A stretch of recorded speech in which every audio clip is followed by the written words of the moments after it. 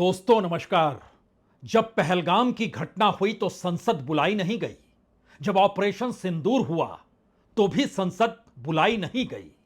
जब अमेरिकी राष्ट्रपति ताल ठोक कर एक दो बार नहीं, दर्जनों बार ये कहते चले गए कि सीज फायर हमने करवाया, अन्यथा परमाणु युद्ध हो जाता, उसके बाद कहते कहते वो यहां तक कह गए कि दरअसल 5 विमान इस युद्ध में नष्ट हुए हैं, लेकिन कभी कोई जानकारी देने की जरूरत सरकार ने नहीं समझी। यानी संसद बुलाकर इस देश के लोगों के प्रतिनिधियों को जानकारी दे दी जाए, ऐसा कुछ भी सरकार ने नहीं सोचा। तो क्या इस देश के भीतर संसद सिर्फ रस्म अदायगी के लिए है? आज यह सवाल क्यों बड़ा है, और इससे पहले यह सवाल क्यों इतना बड़ा नहीं था? शायद इसके लिए आज की परिस्थिति और इस देश के भीतर के तमाम उन हालातों को छू लीजिए जिससे आप समझ पाएंगे कि आखिर संसद गायब हो चुकी है। इस देश में गवर्नेंस के तौर तरीके सत्ता ने अपने हिसाब से तय कर दिए हैं। संसद के भीतर प्रोटोकॉल का जिक्र होगा, एक सिस्टम का जिक्र होगा, लेकिन सरकार अपने हिसाब से इस देश को जब चलाएगी तो किसी व्यवस्था, किसी सिस्टम, किसी प्रोटोकॉल का कोई जिक्र नहीं होगा। क्योंकि किसी भी देश में कोई भी पॉलिटिकल पार्टीज तो होती है, तभी तो राजनीति होती है, और उस पॉलिटिकल पार्टी को एक गवर्नेंस के रास्ते तय करने होते हैं। गवर्नेंस के रास्ते तय होते हैं तो उसके लिए एक सिस्टम बनता है। जैसे भारत में पार्लियामेंट्री सिस्टम है।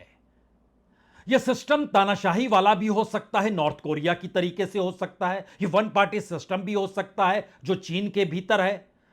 किसी भी देश के भीतर में एक सिस्टम तो होता है और उस सिस्टम के हिसाब से सब कुछ चलता है।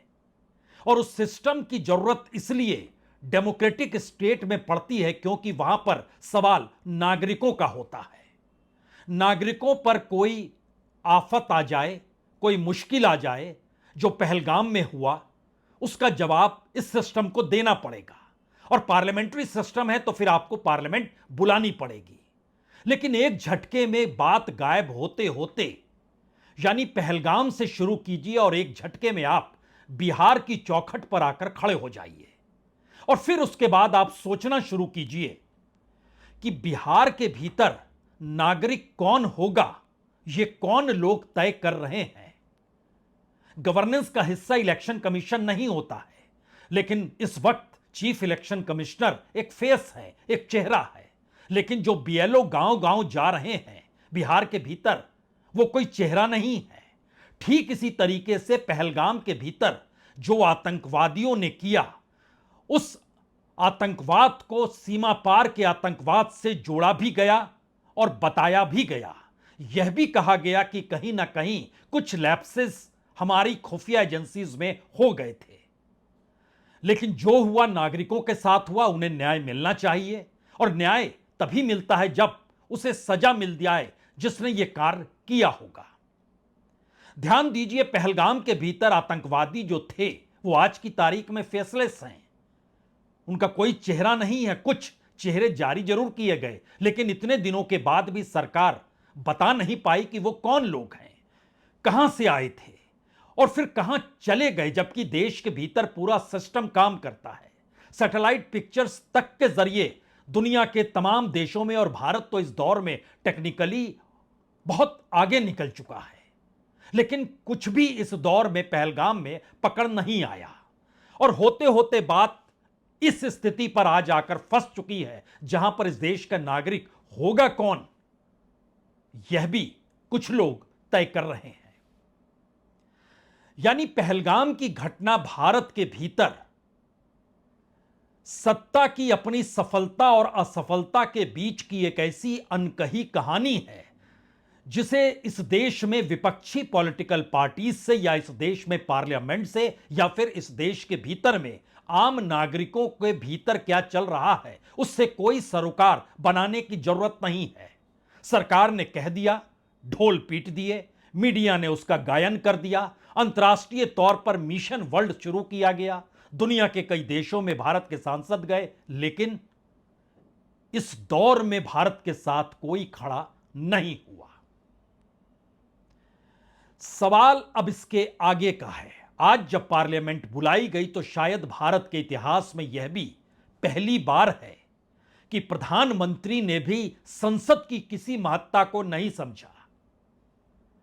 वो पार्लियामेंट आए जरूर, लेकिन उन्होंने पार्लियामेंट के परिसर में आने के बाद पार्लियामेंट के दरवाजे के बाहर खड़े होकर जो मीडिया को संबोधित किया, वह तकरीबन 18 मिनट तक बोलते चले गए। और जब कह रहे थे तो इस देश का मीडिया उसका लाइव टेलीकास्ट कर रहा था। 18 मिनट तक उन्होंने वो सारी बातें कह दी जो बीते दिनों पहलगाम से लेकर बिहार तक के मुद्दे को लेकर शायद पार्लियामेंट के भीतर कहना चाहिए या फिर कहीं ना कहीं जवाब देना चाहिए। यह एक तरफा संवाद प्रधानमंत्री का था। और जब पार्लियामेंट का दरवाजा खुला, सभी लोग अंदर गए, राष्ट्रगान के साथ मानसून सत्र शुरू हुआ, तो सिर्फ 9 मिनट प्रधानमंत्री पार्लियामेंट के भीतर बैठे। 9वें मिनट में जैसे ही स्पीकर ने कहा अब क्वेश्चन आवर, और कैमरा उन पर आया और कैमरा उसके बाद से प्रधानमंत्री पर नहीं गया और प्रधानमंत्री पार्लियामेंट छोड़कर चले गए। शोर शराबा हुआ, जो हुआ जिस तर्ज पर हुआ, लेकिन कई सवालों को इसने इस दौर में जन्म दे दिया है। क्या वाकई इस देश के भीतर में नागरिकों की कोई हैसियत है ही नहीं? नागरिक होगा कौन, यह भी इस देश के भीतर में बीएलओ तय कर रहा है और इलेक्शन कमीशन के बताए गए उन डॉक्यूमेंट्स के आश्रय, जो डॉक्यूमेंट्स ना हो तो मुश्किल होगी। दुनिया भर में बताया गया आतंकवाद के खिलाफ भारत लड़ रहा है, लेकिन इस देश के भीतर कोई सिस्टम तो होगा जो सिस्टम इस देश के भीतर आतंकी हमले करने वालों को पकड़ ले, सजा दे डाले। यह है क्या? शायद पार्लियामेंट की जरूरत तो इसीलिए थी। और इन सब के बीच जब सत्ता ने सोच लिया किसी का कोई महत्व नहीं, तो कोई महत्व विपक्ष के नेता राहुल गांधी का भी नहीं होगा। वो लाख कहते रहे, अंदर बाहर शोर मचता रहे, लेकिन उन्हें बोलने की इजाजत नहीं दी जाएगी। हमें लगता है बात की शुरुआत तो आज इसी बात से करनी चाहिए कि प्राइम मिनिस्टर मानसून सत्र के पहले दिन जब पार्लियामेंट में पहुंचे तो वो पार्लियामेंट के भीतर कम वक्त क्यों गुजारते हैं, और एक ऐसी व्यवस्था उन्होंने क्यों कर ली कि अब कल के बाद से उन्हें पार्लियामेंट आना ही ना पड़े। आना ही ना पड़े का मतलब यह है, क्या इन तमाम मुद्दों पर कोई जवाब ना देना पड़े। इसीलिए बहुत स्ट्रेटजिकली उन्होंने अपनी यात्रा यूनाइटेड किंगडम और मालदीव की तय की है। यूनाइटेड किंगडम के साथ भारत का जो ट्रेड डील होना है, जो फ्री ट्रेड है, उस पर मोहर लगनी है। और यह बहुत पहले से तय था कि प्राइम मिनिस्टर मोदी को ब्रिटेन जाना है और वहां पर स्ट्रेनर के साथ मिलकर हस्ताक्षर करने हैं। उसके बाद बहुत सारा सामान ब्रिटेन का बहुत सस्ते में भारत के बाजार में मिलने लगेगा। उस पर हस्ताक्षर होने वो कभी भी हो सकता है, वो इससे पहले भी हो सकता था। लेकिन आप कहेंगे नहीं, दो देशों के राष्ट्राध्यक्षों को जब वक्त मिले तभी होना चाहिए। तो इसका मतलब एक तो बहुत साफ है, भारत के प्राइम मिनिस्टर के पास तभी वक्त होगा जब पार्लियामेंट शुरू होगी या इस देश को उन्हें जवाब देना पड़ेगा। तो परसों वो निकल जाएंगे। इसके साथ एक चीज और जोड़ लीजिए, शुरू में ही मालदीव भी उन्हें जाना है 25 और 26 को। शुक्रवार का दिन 25 तारीख है। मालदीव भारत से सटा हुआ, दिल्ली से जहाज पकड़िएगा तो आप 3.5-4 घंटे में पहुंच जाइएगा। और प्रधानमंत्री का विशेष विमान तो ज्यादा तेज रफ्तार से चलता है, वो और जल्दी पहुंचा देगा। लेकिन 25 और 26 का दिन वो वहीं गुजारेंगे। 26 तारीख वहां पर उनके अपनी 60वीं आजादी की दिवस के तौर पर मनाया जाता है, जिसमें प्राइम मिनिस्टर रहेंगे। एक सिस्टमेटिकली चीजों को समझना शुरू कीजिए। और इसकी शुरुआत हमें लगता है आज प्रधानमंत्री के पांव जब पार्लियामेंट के भीतर पड़े तो पहले बाहर की स्थिति देखिए, और जो हम आपको दिखाने वाले हैं उसके स्क्रीन के नीचे में वक्त लिखा रहता है। उस वक्त पे जरूर ध्यान दीजिएगा, क्योंकि उस वक्त को हमारी टीम ने बतलाया कि वो वक्त इसलिए मायने रखता है क्योंकि प्रधानमंत्री कितने बजे आए, कितने बजे गए। वो 10:26 पर कैमरे के सामने आते हैं, 10:44 तक भाषण देते हैं। शुरू का हिस्सा, अंत का हिस्सा, 18 मिनट तक उनका भाषण चलता है।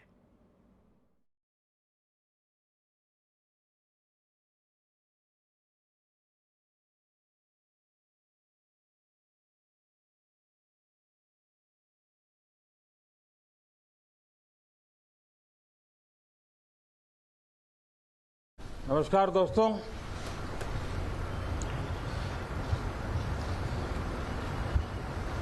मानसून सत्र में आप सभी मीडिया जगत के लोगों का स्वागत है। साथियों, मानसून नवीनता और नवसर्जन का प्रतीक है और अब तक जो खबरें मिली हैं, देश में मौसम बहुत ही अच्छे ढंग से आगे बढ़ रहा है। उत्तम डिबेट चलाने के लिए शुभकामनाएं हैं। बहुत बहुत धन्यवाद। तो प्रधानमंत्री पार्लियामेंट के दरवाजे के सामने खड़े होकर 18 मिनट तक मीडिया को बतलाते हैं। मीडिया मौजूदा वक्त में भारत के लोकतंत्र के हर पिलर को मात देने में माहिर है। सही मायने में वो फोर्थ पिलर नहीं है, वही चारों पिलर में तब्दील किया जा चुका है। क्योंकि अगर उसने सवाल पूछने बंद कर दिए, तथ्यों को देखना बंद कर दिया, वो चाहे एग्जीक्यूटिव हो चाहे जुडिशरी हो, किसी भी तौर पर किसी के भी साथ अगर वो सिर्फ सत्ता के साथ खड़ा है तो वही असल में पिलर है। इसीलिए हमने एक सवाल पहलगाम का शुरू में इसलिए उठाया और बिहार तक इसलिए ले गए क्योंकि एक सिस्टम इस देश के भीतर में है जो पार्लियामेंट्री सिस्टम है, और उसमें अगर पार्लियामेंट का महत्व नहीं है, पहलगाम की घटना सिर्फ सरकार की अपनी उत्साह और अपने ढिंडोरे को ही पीटने में लग जाए और कोई सवाल ना कर पाए कि इतने दिन हो गए वो आतंकवादी गए कहां पर, ये सवाल भी नहीं पूछ पाएंगे। शायद इसीलिए हम आपको चाहते हैं कि अब आप पार्लियामेंट के भीतर चलिए। पार्लियामेंट के भीतर 11 बजे पार्लियामेंट शुरू होती है और 11:08 पर कैमरा प्रधानमंत्री के ऊपर जाता है। इससे पहले भी गया, लेकिन 11:09 के बाद प्रधानमंत्री उस कुर्सी पर नजर नहीं आते हैं जो उनकी कुर्सी है पार्लियामेंट के भीतर में बैठने की, जो ट्रेजरी बेंच होता है, वहां पर सिर्फ आपको अमित शाह नजर आएंगे। इसमें भी नीचे घड़ी है, 11:08 पर प्रधानमंत्री नजर आते हैं, लेकिन 11:09 पे नजर नहीं आते हैं। ये सभा इस दुर्घटना में वर्त के प्रति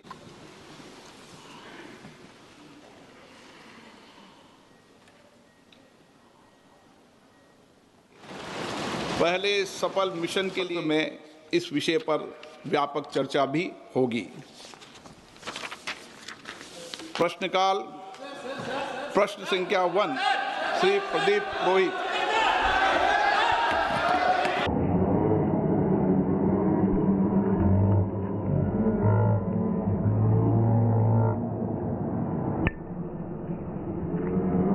क्वेश्चन नंबर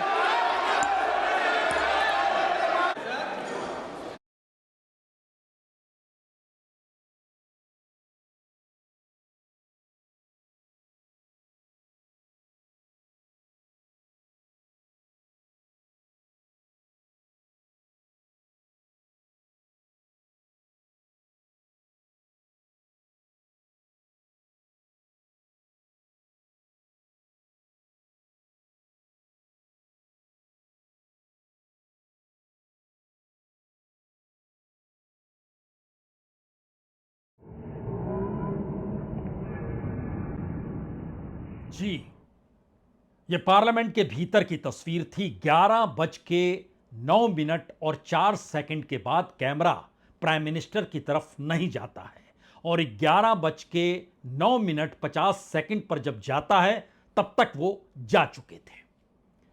यानी पार्लियामेंट के भीतर 9 मिनट और बाहर 18 मिनट भाषण। महत्वपूर्ण ये बिल्कुल नहीं है। महत्वपूर्ण तो यह है कि इस देश के भीतर नागरिकों के साथ कैसा खिलवाड़ होता है, और इस देश के भीतर अगर संस्थान भी उसी में जुट चुके हैं तो शायद वह इसके मैग्नीट्यूड को समझ नहीं पा रहे हैं कि वो किस दिशा में बढ़ चुके हैं। आज यह सवाल इसलिए ज्यादा महत्वपूर्ण है क्योंकि जरा सोचिए, पहलगाम को लेकर जितनी भी मौतें हुई, उन्हें हम शहीद भी कह सकते हैं, जो आतंकवादियों की गोलियों के शिकार हुए, उनके परिजन आज पार्लियामेंट जब शुरू हुआ तो बैठे होंगे, सोच रहे होंगे आखिर पहलगाम को लेकर सरकार क्या जवाब देती है, विपक्ष कौन सा सवाल करता है। लेकिन बिल्कुल नहीं। तो एक लिहाज से जो सिस्टम इस देश के भीतर पार्लियामेंट्री सिस्टम है, और जब पार्लियामेंट ही सिर्फ रस्म अदायगी के लिए तब्दील हो जाएगी, तो फिर जनता का मोह या जनता की उम्मीद उस पार्लियामेंट से कैसे रहेगी। और अगर पार्लियामेंट से कोई उम्मीद आस उम्मीद नहीं रहेगी और नहीं बचेगी, तो उसके बाद उस पार्लियामेंट्री सिस्टम में वोटिंग को लेकर उनके भीतर कौन से सवाल होंगे। तो क्या बिहार के भीतर इसीलिए अभी तक लोग समझ नहीं पा रहे हैं कि पहली बार एक ऐसी परिस्थिति में इस देश को लाकर खड़ा किया गया है जिसमें पूरे देश के स्ट्रक्चर को ही सत्ता चाहे तो अपने अनुकूल बना ले और चाहे तो उसको अपने अनुकूल करते हुए तमाम पॉलिटिकल पार्टीज की महत्ता को एक झटके में खत्म कर दे। क्योंकि नया वोटर लिस्ट होगा, उस वोटर लिस्ट में जिसका नाम नहीं होगा वो क्या करेगा, वो सिटीजन नहीं होगा। वो अपने सिटीजन को अप्लाई करने के लिए कहां जाएगा, किन दस्तावेजों को मांगेगा। क्योंकि जिन दस्तावेजों का जिक्र अगर आज की तारीख में इलेक्शन कमीशन कर रहा है, तो इसके बाद वो अपने आप को नागरिक साबित करने के लिए कुछ और डॉक्यूमेंट्स अगर कोई दूसरी संस्था मांगेगी तो जिंदगी खप जाएगी उसकी। यानी देश में सब कुछ है लेकिन वो नागरिक नहीं है, क्योंकि उसके पास नागरिक वोटर पहचान पत्र से जुड़ता है और वोटर पहचान पत्र के लिए जो डॉक्यूमेंट चाहिए वो उसके पास नहीं है, लेकिन वो है। यानी उसका अस्तित्व एक झटके में गायब हो गया। तो इस पूरी परिस्थिति के भीतर पहलगाम में जो घटना हुई उससे जुड़े हुए परिजनों के भीतर जो सवाल होंगे, उन सवालों का जवाब तो कभी नहीं मिला। क्योंकि हम लोगों ने उस दौर में लगातार देखा, आपने भी देखा, उनके परिजन सवाल कर रहे थे। वो गुजरात की महिला आपको याद होगी जो सामने मंत्री खड़े थे और उन सीआर पाटिल साहब खड़े थे और उनसे पूछ रही थी ये कैसी सिक्योरिटी है, ये कौन सी व्यवस्था है, जो कुछ हो गया। नई नई शादी के बाद पति को खो चुकी पत्नी के भी सवाल थे। आप शहीद तक तो दर्जा दे नहीं रहे हो। इन सारे सवालों का जवाब अगर नागरिक अपनी उम्मीदों को खत्म करते हुए उस सिस्टम के प्रति ही अगर उसके भीतर कोई सवाल ना बचे, तो धीरे धीरे बिहार मॉडल जो एसआईआर के जरिए निकल कर आ रहा है, वह बिल्कुल नए तरीके से इस देश को नए सिरे से परिभाषित करने लग जाएगा। यानी जो पूरी स्थिति थी, आप कह सकते हैं पुराने दौर में कांग्रेस ने भी यह किया होगा, इसीलिए तो अब बीजेपी भी यही कर रही है, या सत्ताधारी पार्टी जो होगी उसने भी यही किया होगा। तो इस देश में नागरिकों का महत्व कहां गया। विपक्ष के नेता के तौर पर राहुल गांधी की मौजूदगी है। वो सत्ता में होते तो हो सकता है वह भी ऐसा करते, या फिर बीजेपी अगर विपक्ष में होती तो हो सकता है वह भी इस तरीके से सवाल करती सत्ता से। लेकिन इन दोनों परिस्थितियों के बीच में वह भारत तो गायब हो गया, जिस भारत की खोज हम लोग बीते आजादी के बाद से लगातार कर रहे हैं और बना रहे हैं। क्योंकि इस देश में बहुत सारे फेसलेस लोगों को आगे कर दिया गया है। गोडसे की पहचान क्या थी? जब तक उसने महात्मा गांधी को गोली नहीं मारी थी, वो फेसलेस था। कहते तो यह भी हैं कि जब जलियांवाला बाग में जो गोलियां चला रहे थे, उनकी क्या पहचान थी?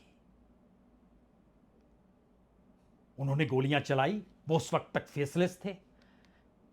इस देश के भीतर में हर एक घटना के मद्देनजर फेसलेस लोगों को आगे करके अगर इस देश की राजनीति नहीं बल्कि यहां की सामाजिक सांस्कृतिक मूल्यों वाली और इस देश की पहचान जिन आधारों पर बनी है, उसको ही अगर खत्म करते करते हम उस सिस्टम को ही अब बदल रहे हैं जिसमें पार्लियामेंट भी रस्म अदायगी में तब्दील हो चुकी है, तो फिर बचेगा क्या। और शायद इसीलिए नई पीढ़ी के पास भी इसके सवाल जवाब नहीं है।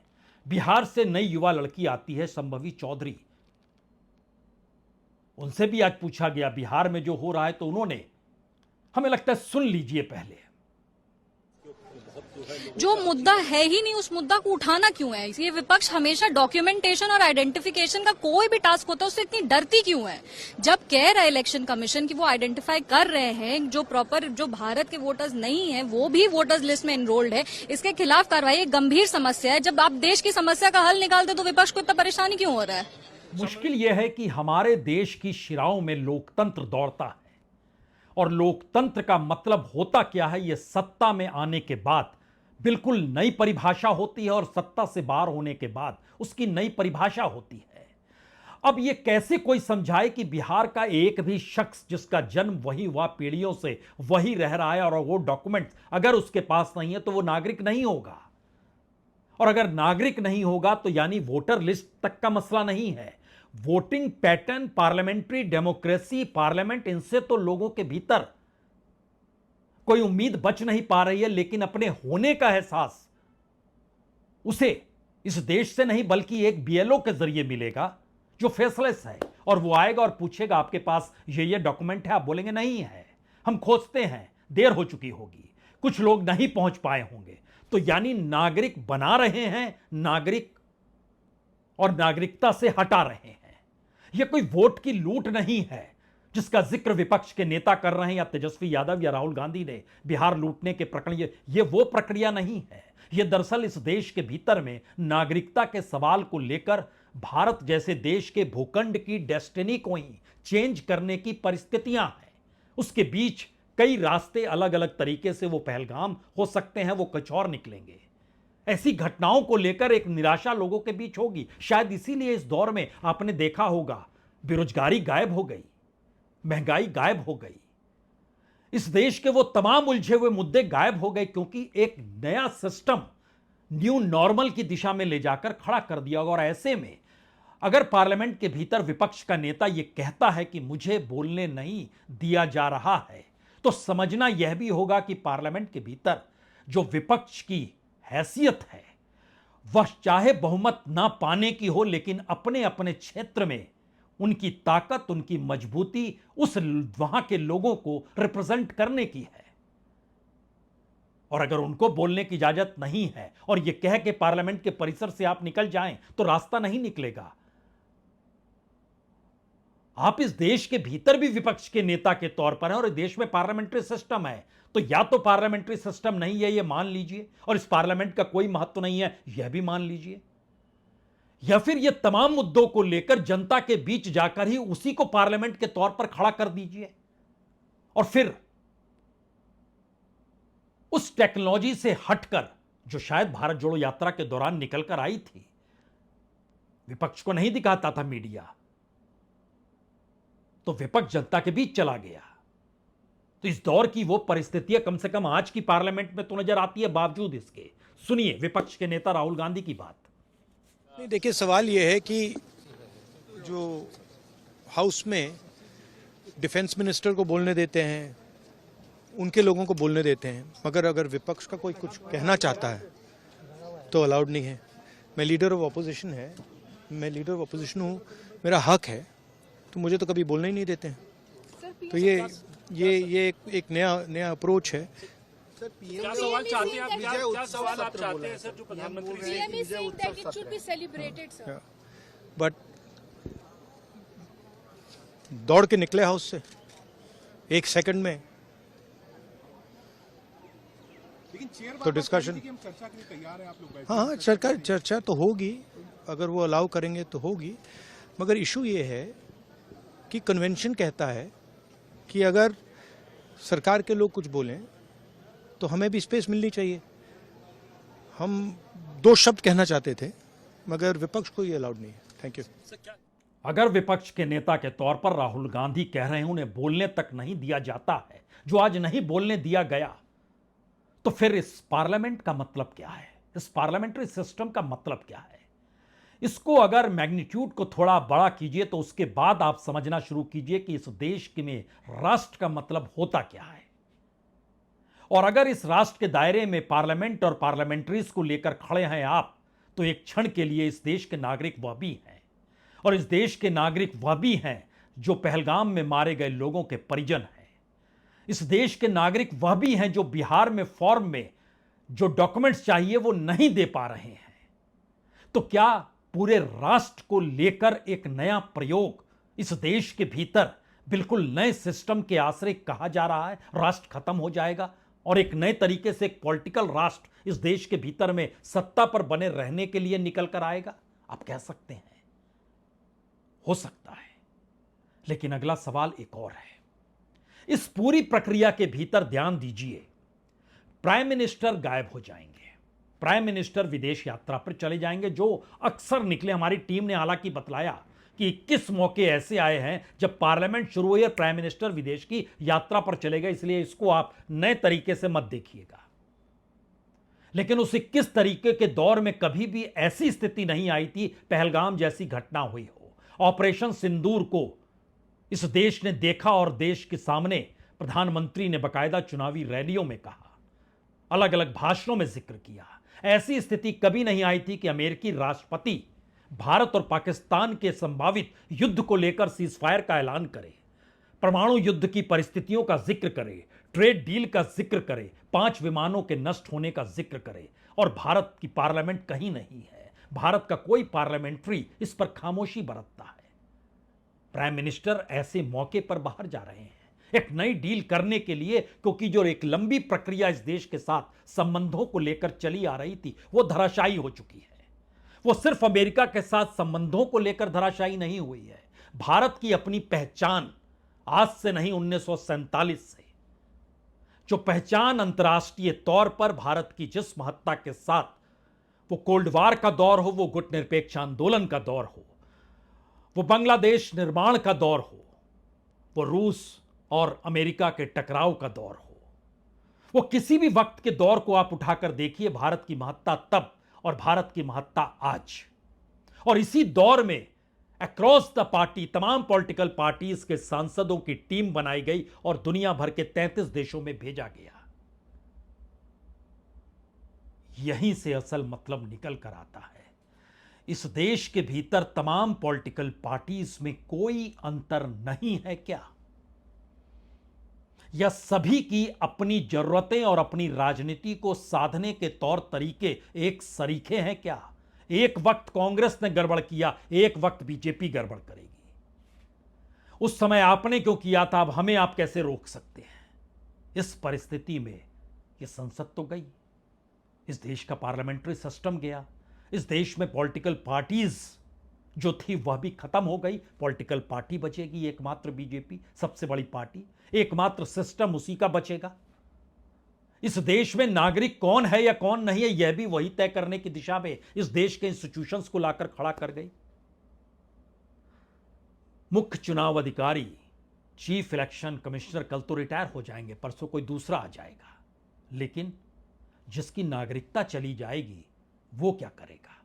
उसे तो यही रहना है और उसे यह भी समझ में आ रहा है कि अब अपनी नागरिकता की पहचान पत्र को बताने के लिए वो किस दरवाजे पर जाएगा, वह भी तब जब सब कुछ साफ है कि इतनी बड़ी परिस्थितियों के बीच भारत की पार्लियामेंट काम नहीं करती है, भारत की जुडिशरी या सुप्रीम कोर्ट इंतजार करती है और उसके बाद वो सत्ता अनुकूल हो जाती है, क्योंकि सत्ता इस बीच में एक नए तर्कों को दे देती है। विपक्ष खामोशी से सिर्फ हर चीज को देखता है। इस पूरी परिस्थिति में देश का नागरिक कहां है? जिन नागरिकों के आश्रय पार्लियामेंट्री सिस्टम को खड़ा किया गया, संसद लोकतंत्र के मंदिर के तौर पर स्थापित किया गया, सब कुछ तो गायब कर दिया गया। और प्राइम मिनिस्टर यात्रा के लिए तैयार है। 24 घंटे बाद उनकी उड़ान शुरू होगी। मालदीव, जहां दिल्ली से 3.5 घंटे में पहुंचा जा सकता है, उस जगह पर भी जाकर वह एक फंक्शन में शामिल होने के लिए 2 दिन वहीं रुकेंगे। जब वो लौटेंगे तो उसके बाद अगला हफ्ता शुरू होगा और उस अगले हफ्ते में व्यवस्था की जा रही है कि सिंदूर पर, ऑपरेशन सिंदूर पर 16 घंटे बहस लोकसभा में हो, 9 घंटे बहस राज्यसभा में हो, 25 घंटे बहस हो और फिर प्राइम मिनिस्टर जवाब देने जरूर आएंगे। बहुत बहुत शुक्रिया, बहुत बहुत शुक्रिया।